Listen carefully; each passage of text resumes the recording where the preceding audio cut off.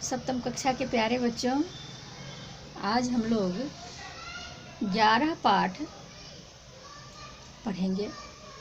शीर्षक है यह लघु सरिता का बहता जल और इसके रचनाकार हैं गोपाल सिंह नेपाली जी। हम लोग ज़्यादा समय इधर उधर न करते हुए थोड़ी पाठ की चर्चा ही कर लेते हैं कि पहले मैं इस कविता को पढ़कर सुनाती हूँ, फिर उसके अर्थ बताती हूँ। यह लघु सरिता का बहता जल कितना शीतल कितना निर्मल, हिमगिरी के हिम से निकल निकल।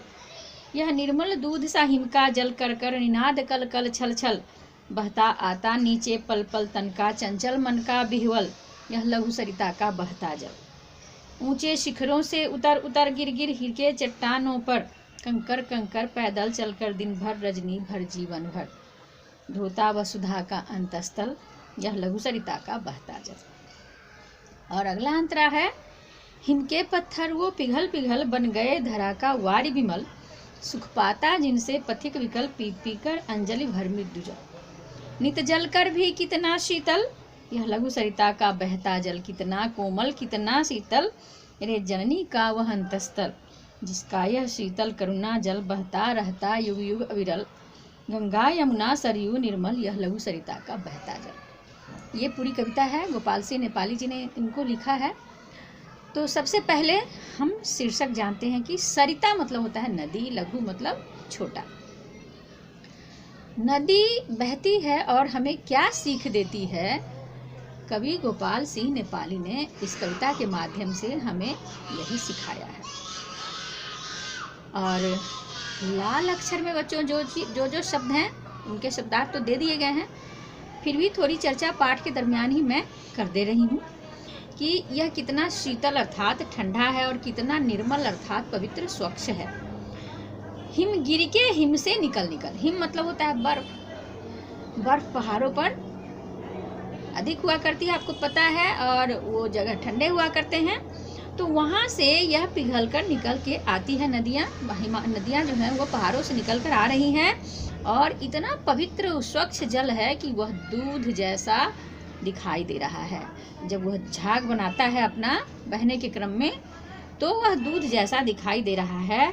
और कर कर निनाद कल कल छल छल, उसके द्वारा जो आवाज़ हो रही है, निनाद हो रहा है, वह कल कल छल छल की ध्वनि वातावरण में डाल रहा है।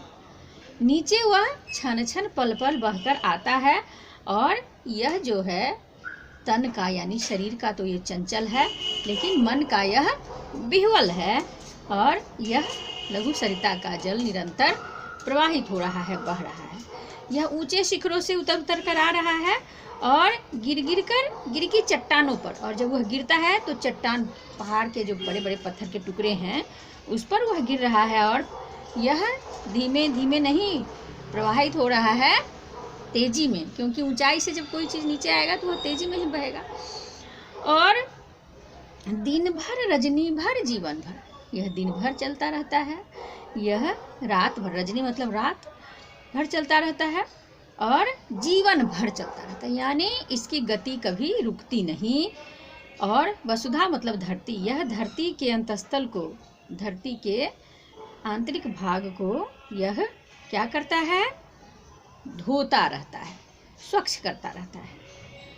फिर अगले अंतरे में कभी कहते हैं कि जो हिम के वो पत्थर हैं वो पिघल पिघल कर क्या बन गए, जो बर्फ होते हैं वो तो ठोस हो जाते हैं, तो वो जो पत्थर की भांति ठोस होते हैं वो पिघल पिघल कर क्या बन गए, धरती पर आकर के स्वच्छ जल बन गए। वारी विमल, वारी मतलब जल और विमल मतलब स्वच्छ, वह स्वच्छ बन गए। और जो पथिक अर्थात राही बटोही जो होते हैं, ट्रैवलर यात्री, वो क्या करते हैं कि उस सरिता से जल को पी करके अंजलि में, अपने अंजलि में भर करके उसको पी करके सुख पाते हैं। बच्चों, अब तो शहरी सभ्यता विकसित हो गई है, नहीं तो पहले जो पथिक हुआ करते थे वो घर से निकलते थे तो वो बोतल लेकर नहीं निकला करते थे। उनकी प्यास नदियों के स्वच्छ जल ही बुझाया करती थी। नदियों के पानी इतने स्वच्छ हुआ करते थे कि वो उस पानी को पी करके अपना स्वास्थ्य वर्धन भी करते थे। और कवि कहते हैं कि नित जलकर भी कितना शीतल, यह लघु सरिता का बहता है। नित जलकर, यानी प्रतिदिन यह जलती कैसे है, तो उस पर सूर्य क्या प्रकाश पड़ता रहता है। उस रोशनी से वह जलने के बाद भी अपनी शीतलता नहीं खोती, अपनी ठंडक नहीं खोती, और पथिकों को तपती धूप में, चिलचिलाती गर्मी में वह इस जल को पी करके शीतलता का अनुभव करते हैं। कितना कोमल है यह सरिता का जल और कितना वत्सल है। जैसे माँ, जननी मतलब होता है माँ, माँ अपने बच्चों को अपने अंतःस्थल से, अपने अंतर्मन से, अपने हृदय से सींचती है, आह्लादित करती है, प्यार देती है, पोषण पालन करती है। उसी तरह से इस सरिता का जो जल है वह युग युग से लगातार, अविरल मतलब होता है लगातार, प्रवाहित हो करके गंगा, यमुना, सरयू आदि के रूप में हमारा पोषण करती है। आप सब जानते होइएगा, ये सब हमारी पवित्र नदियाँ हैं, गंगा, यमुना, सरयू आदि, सबको पता होगा।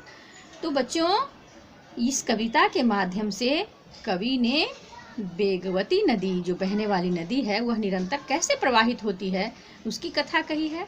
और स्वयं माँ कष्ट सहकर भी अपने बच्चों को अच्छे से रखती है, उसी तरह से नदी भी स्वयं कष्ट सहकर भी दूसरों को शीतलता प्रदान करती है।